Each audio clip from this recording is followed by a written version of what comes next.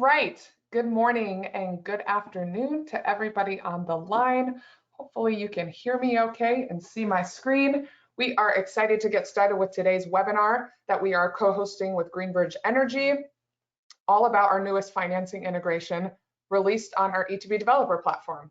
So with this release, the financial integrations feature, our users can now instantly generate financial quotes from our partners like Greenbridge directly inside the ETB Developer platform, streamlining generating a quote and expediting that process of getting your project to the finish line. So before we get started on today's webinar, just a few things to go over. This webinar is being recorded and it's going to be sent out to everybody who registered. So look out for that in your inbox. We'll also be doing our Q&A at the end of the webinar, so please chat your questions into that chat box and we'll get to them at the end. And today's webinar speakers, we have a great group of speakers lined up. My name's Tracy. I'm going to be moderating today's webinar, and we are joined by Brooke Morales. She is our product manager for the ETB Developer platform. She's been super instrumental in getting our PPA financing integration with Greenbridge launched. And from the Greenbridge team, we're joined by CEO Bern Huddleston and VP of Strategic Partnerships, Adam Brown. So with all that being said, I am going to pass it right off to Brooke to get us started. Thanks so much, Tracy. Let me start by sharing my screen here. All right, I believe you all should have my screen now. And I just wanted to say thanks to everyone for joining us today. We are thrilled to be partnering with with Greenbridge Energy to provide our users with access to quick quotes for their financial offerings. Today, I will be walking you through how to go about adding a quick quote from Greenbridge to your proposal. I'll be starting off here on the proposal screen and walking you through the steps of how to apply and add a quick quote to your proposal. All right, I will first start here. We're on our proposal page. You're going to click the Add Transaction button, and you'll be brought to our first step of adding a transaction to your proposal. Here you'll see a new section, Available Financiers. Right now, Greenbridge is not lit up because you have to apply to use them first. Once you click Apply, you'll be able to read about Greenbridge, a little bit of background on them, and click I accept to send your application. Once your application's sent, you'll see this pending view here, and then Greenbridge will have the opportunity to review your application and approve or reject that application. Once they have approved your application, when you go back into Add a Transaction, you'll see that their logo has been lit up in this Energy Toolbase Integrated Financier section. Now, when you click this logo, you'll be able to see the offerings that they have in ETB Developer and click on these and apply them to your proposal as you see fit. Some things to note here: your proposal has to meet certain qualifications in order to use these transactions. So you have to meet a minimum project cost, you have to have PV, energy storage is optional in this case, and then you also have to be located in one of these listed states. So this proposal meets all of those qualifications. So I'm going to click on this transaction. We'll also be able to view those qualifications listed out again, and we'll see some additional information here provided by Greenbridge. We'll click Continue. And with this PPA, we'll just have to enter in our escalation rate. I'm going to select 2%, and I'll add multiple here just so we can have a few examples. We'll leave this on 25 years and click Save. So without me walking through every step again, I'm going to do that again for a 20-year and click this here. We'll do 2% again, and we'll do 20-year term and save. So that was rather quick, and now once that's saved, I have two PPA rates, two quotes here provided by Greenbridge. These were, simple to walk through. You just have to go through that application process. And once I've walked through these steps and say, hey, like this looks great, I want to move forward, you'll just have to reach out to your account manager and they will request a few things from you. Those things being an NDA, 3 years of audited tax returns, the timing of the projects, and your finalized proposal within ETB Developer. Once they have that information, they'll get in touch with Greenbridge and start the process with getting an actual PPA rate for you. And that's it. ETB Developer, as we were designing this, we just wanted to make sure that it was a swift and intuitive process for our users. And I think this definitely provides that. So yeah, I'm going to pass this off to Bern to kind of walk through all of the requested details that you all will need to provide for moving forward with your quick quotes.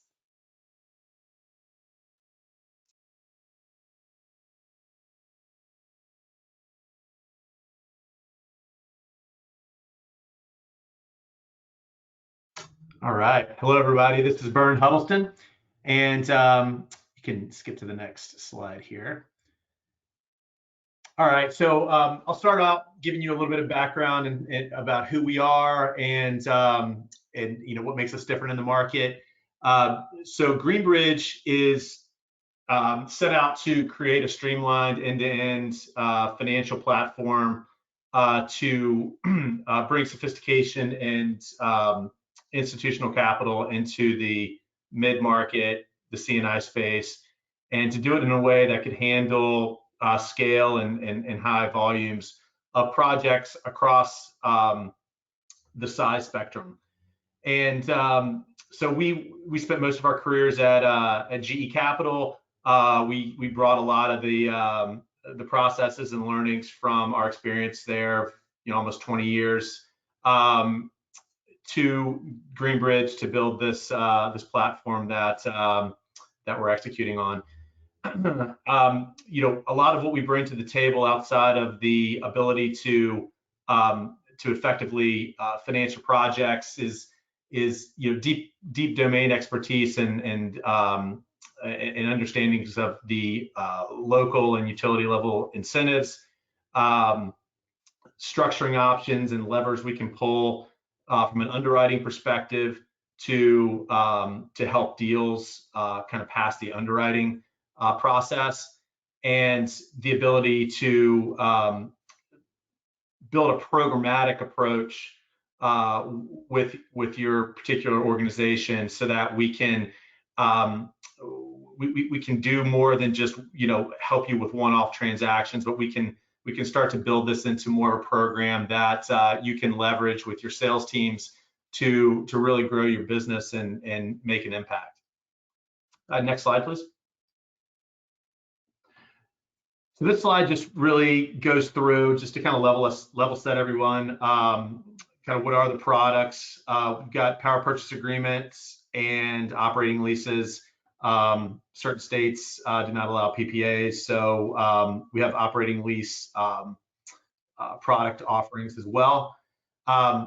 Just for basics, a PPA contract governs the sale of and purchase of power between the project co, or the owner of the project, and the offtaker.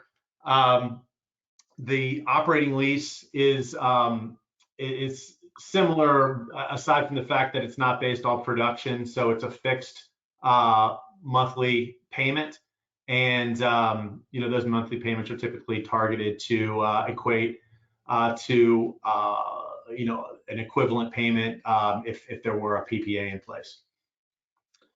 Next slide, please. Adam's going to take this slide here. Thanks, Bern. And this is Adam Brown. A little background on me. Started my career in commercial real estate, consulting and development, and then moved over into utility scale solar in early 2017. And then after a few years there, started working my way over to commercial.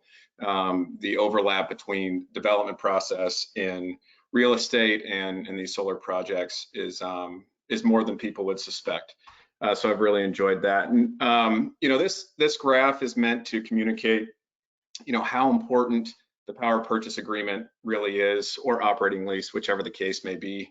Because the energy asset is going to be owned by a separate entity other than the real estate, it's critical. Everything flows through the power purchase agreement. The license to even install the equipment on the roof is housed within the power purchase agreement. Every stakeholder within the process is going to be looking to different pieces of the contract to protect their investment, whether it's the sponsor equity, the tax equity, the debt. They're all looking to the PPA to guide, how they underwrite the risk within the contract, because there's no recourse to anything beyond that contract. Really, they can take the equipment off the roof, but as we all know, that will be less appealing, and certainly the value is in the payment streams, not in the equipment itself. So this graph shows that we'll have a project company that every contract is the counterparty to every contract, including the power purchase agreement, opposite the site host. It'll have its agreements with the equity, which will then have separate partnership agreements between tax equity and debt. Sometimes you have project level debt that will sit with the project as well. The installation contract will sit with the project company, as well as I mentioned, the license or lease to utilize the roof to actually install the system, or land if it's on adjacent land for a behind the meter project. And then also the O&M provider for ongoing operations and maintenance of the system. That contract will be executed with the project company. So it's important to know that every one of these investments, whether this project company sits within a larger portfolio above this org chart, every contract will flow through the project company. And one of the questions we get a lot is with regard to balance sheet or track record and things like that, which we're happy to discuss. But the underwriting in these transactions is of a project company that was just formed for this specific project. It won't have a balance sheet outside of this project. So that's following it down another step. That's why the counterparty is so critical, because the recourse of any stakeholder within these agreements is actually, straight through the project co to the power purchase agreement, and then whatever remedies are available to them, generally with the counterparty to the power purchase agreement. So it can't be overstated how important these documents are. They can appear complex or lengthy at times, but that's why, because it has to cover off on every stakeholder's interests and all the scenarios that could happen, and then how those get remedied down the road. So next slide.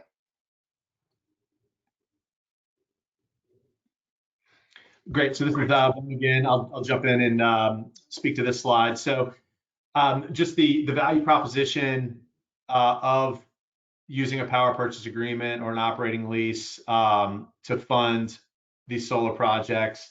First and foremost, it's the client is not coming out of pocket with a capital expense or capital purchase of the system. So they've got that capital to deploy into their business instead of a depreciating asset. So that's kind of a key. It's an OpEx expense for them, similar to how they pay their utility, just typically at a lower rate. The second point is it enables the optimal use of the tax benefits that are associated with the solar system. So that's a lot of what we do behind the scenes is to optimize that with our funding structures and ensure that we are passing through as much of that benefit as possible through the rate that the customer sees.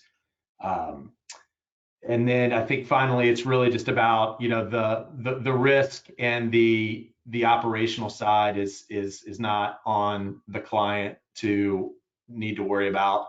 You know, O&M and performance is contracted, and then all the other associated construction and insurance risk and things like that are off of their plate. So that's from a customer perspective, that those are really the keys. Once a system gets through the construction process and reaches COD, then we have a the billing process will start just like any other financing event would, and the customer will receive bills for either their PPA or their operating lease going forward on a monthly basis.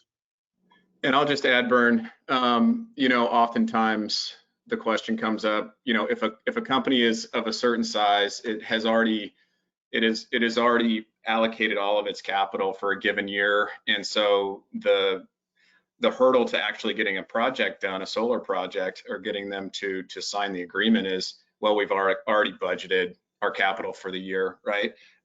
That's a huge barrier that we come across when we are working with developers, and how do you overcome that? And certainly this is a good way to do it. And then also understanding that, if it's not a company that is budgeting annually and has a very strict budgeting process, then potentially they just don't have the money in the first place to put this forward, the tax appetite, or more nuanced, they do have the capital, but that money is better spent or invested, I guess would be better put, back into their own business. None of these businesses are in the business of renewable energy. So if they're going to grow their business as efficiently as they can and be the best stewards of their own capital, it's likely to go back into growing their core business and their mission. Next slide, Tracy.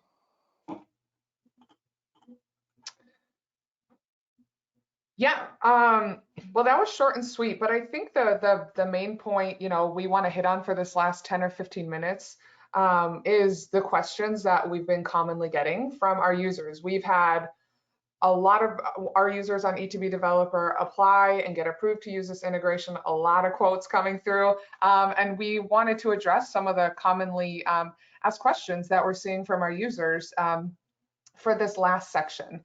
And we think that's important for you to know before you apply and get started using it. So I'm going to go through the ones we're seeing the most, and we'll have the Greenbridge team answer them as well as the ETB team. So the first one is, what's the biggest hurdle that you see in getting off-takers to agree to sign a PPA? Yeah, thanks, Tracy. This is one where we really look to our developer partners to, bring that relationship that they have with their customer to help understand what's holding things up.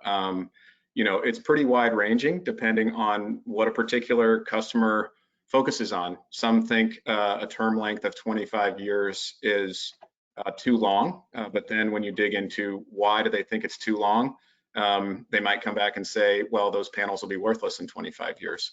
Well, then we have a response to that.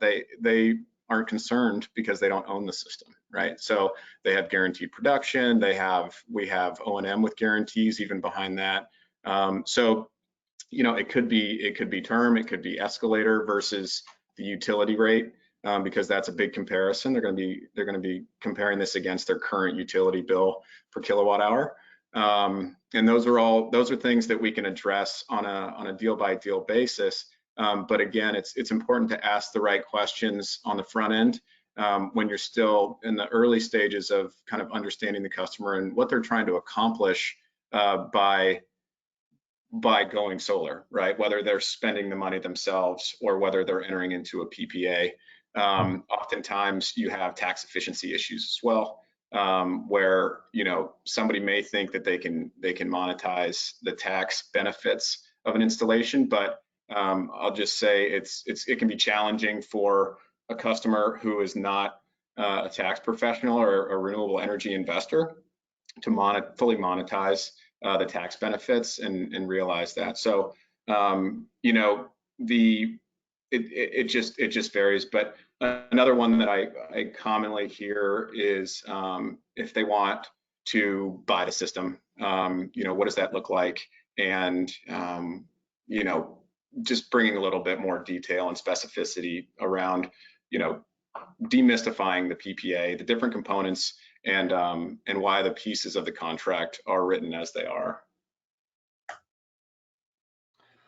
Great, thank you. Another one that I know, Scott's team of account managers probably gets is talking about the document requirements one more time. And Brooke, this one might be better for you to kind of review that one more time. For sure. So there's 4 things that are required for the account manager to move forward with contacting Greenbridge, and that is first an NDA, second 3 years of audited tax returns, third timing of the projects, and finally the finalized version of the proposal itself. And hey, this is Bern. I would just add to that. So on the financials, you know, if it's a publicly traded company or municipality, oftentimes those are publicly available, and so we can assist with kind of accessing those. The audited financial request would be for, you know, kind of any non-public company, which you know, I would guess would be kind of the lion's share of those coming through.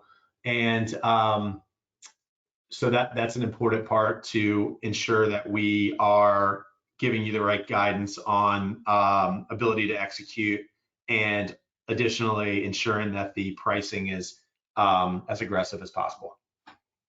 Yeah, and I'll call out one other thing that Brooke mentioned, which is the timing of the project, understanding that the sales cycle is not complete when you're putting a proposal together. But, you know, investors are keenly interested on ability to deliver in a given tax year. Because these are tax advantage investments, that is a core piece. So especially as we get into the middle of the year, if you have confidence that something can hit mechanical completion before December 31, or not after at least, you know, that's critical information for us on the capital side. And just to kind of branch off that one, are each of these 4 documents required once or each time we request for PPA pricing? Well, for individual counterparties. Yeah, so the financials would be kind of a one-time request. Well, I mean, for a given project in a given year, or set of projects in a given year, but you know, everything else would be project specific. Okay, thank you. Here's another one we actually get, but we also got in the Q&A section here. What's the primary obstacle to PPAs in markets where they're currently not allowed? Yeah, so this is really where we're up against the utilities and their influence over the PUC of a given state. So it can be legislated that you know, an investor selling power falls under all the regulations of a utility. That's what happens in Florida, which makes it not illegal, but just too onerous to actually take on. So there are a lot of efforts to get the legislation to open up to power purchase agreements. It's easily the most favored document. The operating lease is a close second, but it's there because it has to be. And as Bern mentioned earlier, the operating lease doesn't take into account the electricity production, and that's the exception to the power purchase agreement, where if kilowatt hours are not part of the equation of payment and they're just leasing the equipment on the roof, then it's not actually the sale of power that's contracted. So you know, that's the obstacle is really legislative. You know, and it's usually framed as the evil utility, which they are, but they're the evil utility that is influencing the state legislature that makes these contracts illegal or onerous. Thank you. Another one, can the offtaker pay down a payment to lower the PPA payment? It's an interesting one. There are a couple of different products, like some are called prepaid PPAs. Down payment is kind of a broad term, and you think about maybe a real estate transaction or something, but there are certain tax consequences as an investor and the tax owner of the energy asset. We have to be at risk by the definition. And so there's some scrutinization that would happen, but there are ways to work that, whether it's kind of a prepaid situation where the payment goes into escrow and is drawn down over time, and it just kind of gets categorized differently, but it does flow through to a better rate. So the short answer is yes, but there are some nuances to it, and that's something we could get into with everybody on a project by project basis if a client is interested in something like that. Great, thank you. One that came in that we want to address: do you receive any solar incentives from the state and give a discounted PPA or kWh cost, or does the property owner take the incentive? That's a great question too. These are good ones. So part of what makes that supports our ability to meet or beat the retail rate is not only the tax incentives, but state and program incentives as well. So the answer is the renewable energy, the RECs can go to the client if they want to retire them themselves. It will increase the rate per kilowatt hour. If they're not interested in retiring those and claiming them as their own green energy or green kilowatt hours, then we would take those, retire them, we'd sell them, and that would work in the favor of the PPA rate. So we utilize all incentives that are due to us as the owner and contracted to us to push that rate as low as possible. However, if the PPA counterparty would like to participate in some of that, then that's okay. There's certain things that we can't separate from the contract, namely the tax benefits, the investment tax credit, and the depreciation. There's such a big piece of the equation that they're going to stay with the investor, but some of the other, like renewable energy certificates, especially, is something that we're open to discussion and sharing those on to the PPA counterparty. Thank you. Another one.